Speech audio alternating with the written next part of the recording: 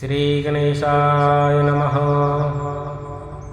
वेदपुरुषाय नमः। महालक्ष्म्ये नमः। महागायत्रे नमः। महासरस्वत्यै नमः। श्री गुरुचरणकमलेभ्यो नमः।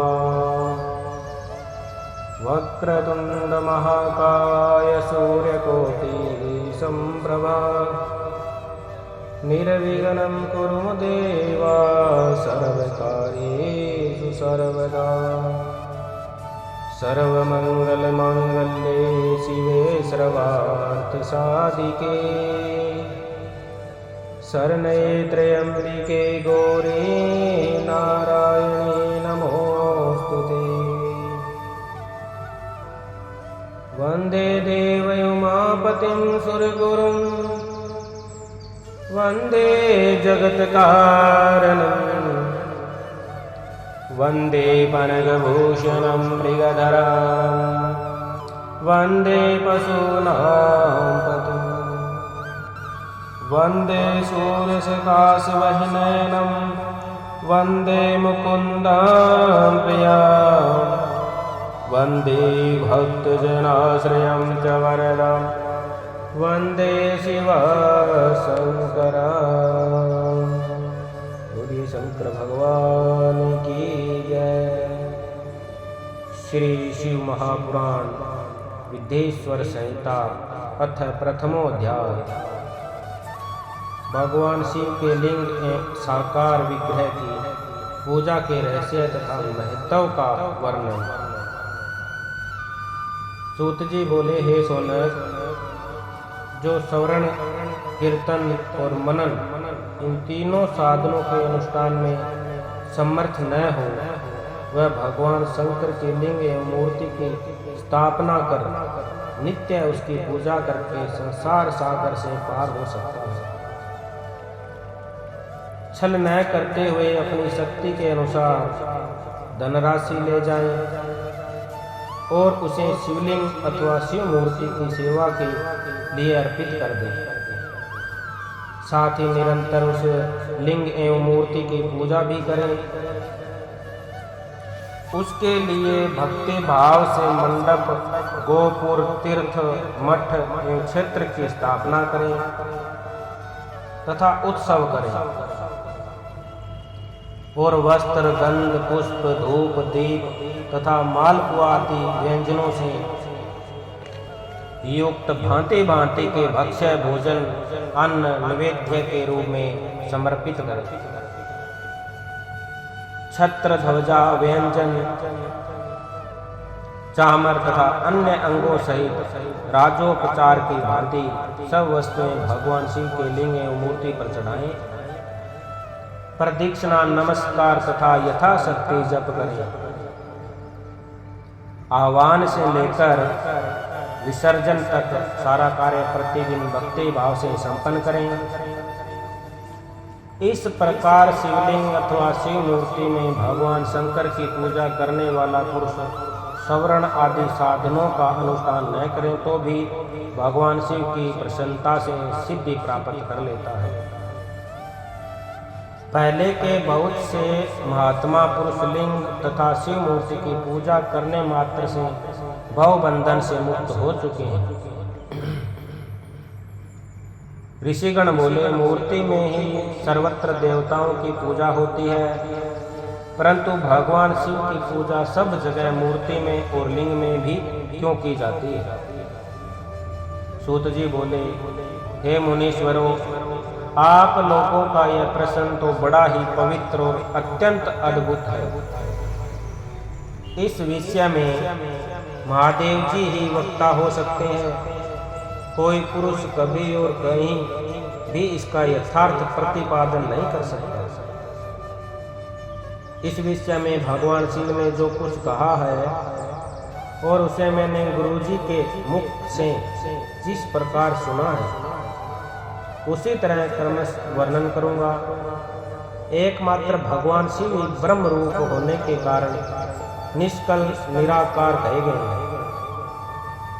रूपवान होने के कारण उन्हें सकल भी खा गया, इसलिए वे सकल और निष्कल दोनों ही हैं। शिव के निष्कल निराकार होने के कारण ही उनकी पूजा का आधारभूत लिंग भी निराकार ही प्राप्त हुआ है, अर्थात शिवलिंग शिव के निराकार स्वरूप का प्रतीक है। इसी तरह शिव के सकल या साकार होने के कारण उनकी पूजा आधारभूत विग्रह साकार प्राप्त होता है, अर्थात शिव का साकार विग्रह उनके साकार स्वरूप का प्रतीक होता है। सकल और अकल समस्त अंग आकार सहित साकार और अंग आकार से सर्वथा रहित निराकार रूप होने से ही वे ब्रह्म शब्दों से कहे जाने वाले परमात्मा है। यही कारण है कि सब लोग लिंग निराकार और मूर्ति साकार दोनों में ही सदा भगवान शिव की पूजा करते हैं। शिव से भिन्न जो देवता है वे साक्षात ब्रह्म नहीं, इसलिए कहीं भी उनके लिए निराकार लिंग नहीं उपलब्ध होता। अतः सुरेश्वर इंद्र ब्रह्मा आदि देवगण भी निष्कल लिंग में पूजित नहीं होते हैं। सभी देवगण ब्रह्म न होने से अपितु सगुण जीव होने के कारण केवल मूर्ति में ही पूजे जाते हैं। शंकर के अतिरिक्त अन्य देवताओं का जीव तत्व और सदाशिव का ब्रह्म तत्व वेदों के सारभूत उपनिषदों से सिद्ध होता है। वहाँ प्रणव ओंकार के तत्व रूप से भगवान शिव की ही प्रतिपादन किया गया है। इसी प्रकार पूर्व में मंदराचल पर्वत पर ज्ञानवान ब्रह्मापुत्र सनत कुमार मुनि ने नंदी के स्वर से प्रश्न किया था। सनत कुमार बोले, हे भगवान, शिव के अतिरिक्त उनके वश में रहने वाले जो अन्य देवता हैं, उन सब की पूजा के लिए सर्वत्र प्राय वेर मूर्ति मात्र ही अधिक संख्या में देखा और सुना जाता है। केवल भगवान शिव की ही पूजा में लिंग और वेर दोनों का उपयोग देखने में आता है। अतः हे कल्याणमय नंदीश्वर, इस विषय में जो तत्व की बात हो उसे मुझे इस प्रकार बताइए जिससे अच्छी तरह समझ में आ जाए। नंदीकेश्वर बोले, हे निष्पाप ब्रह्म कुमार, हम जैसे लोगों के द्वारा आपके इस प्रश्न का कोई उत्तर नहीं दिया जा सकता, क्योंकि यह गोपनीय विषय है और लिंग साक्षात ब्रह्म का प्रतीक है। इस विषय में भगवान शिव ने जो कुछ बताया है उसे मैं आप शिव भक्तों के समक्ष कहता हूँ। भगवान शिव ब्रह्म स्वरूप और निष्कल निराकार, इसलिए उन्हीं की पूजा में निष्कल लिंग का उपयोग होता है। संपूर्ण वेदों का यही मत है, वे ही सकल है।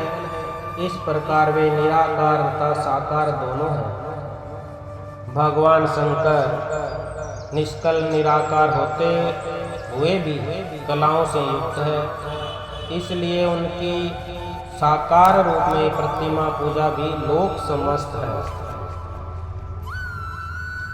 शंकर के अतिरिक्त अन्य देवताओं में जीव तत्व तथा सगुण तत्व होने के कारण वेद के मत में उनकी मूर्ति मात्र। इसी प्रकार उन देवताओं के आविर्भाव के समय उनका समग्र साकार रूप प्रकट होता है, जबकि भगवान सदाशिव के दर्शन में साकार और निराकार ज्योति रूप दोनों की ही प्राप्ति होती है। सनत कुमार बोले, हे महाभाग, आपने भगवान शिव तथा दूसरे देवताओं के पूजन में लिंग और वेर के प्रचार का जो रहस्य विभाग पूर्वक बताया है वह यथार्थ है। इसलिए लिंग और वेर की आदि उत्पत्ति का जो उत्तम वृत्तांत है उसी को मैं इस समय सुनना चाहता हूँ। हे योगेंद्र, लिंग के प्राकट्य का रहस्य सूचित करने वाला प्रसंग मुझे सुनाइए। नंदिकेश्वर बोले, हे वत्स, आपके प्रति के कारण मैं यथार्थ रूप में वर्णन करता हूँ। सुनिए। लोक विख्यात पूर्व कल्प के बहुत दिन व्यतीत हो जाने पर एक समय महात्मा ब्रह्मा और विष्णु परस्पर लड़ने लगे।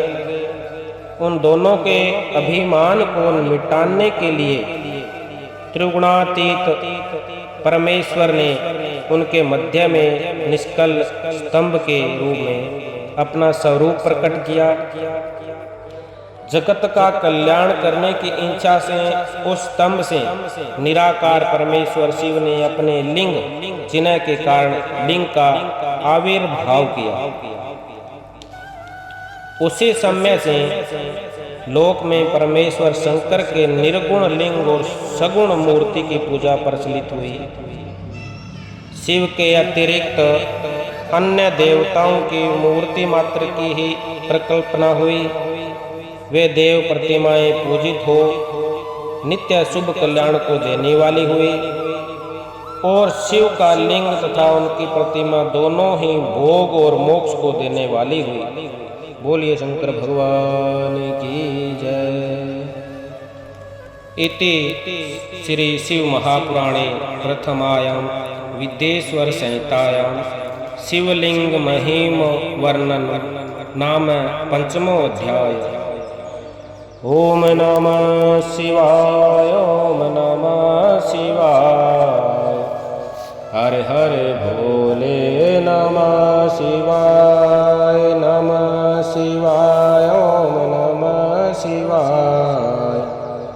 हर हर भोले नमः शिवाय। जटाधराय शिव जटाधराय, हर हर भोले नमः शिवाय, नमः शिवाय, ओम नमः शिवाय। हर हर भोले नमः शिवाय। गंगाधराय शिव गंगाधराय, हर हर भोले नमः शिवाय, नमः शिवाय, ओम नमः शिवाय। हर हर भोले नमः शिवाय। डमरूधराय शिव डमरूधराय, हर हर भोले नमः शिवाय, नमः शिवाय, ओम नमः शिवाय। हर हर भोले नमः शिवाय। बोलिए शंकर भगवान की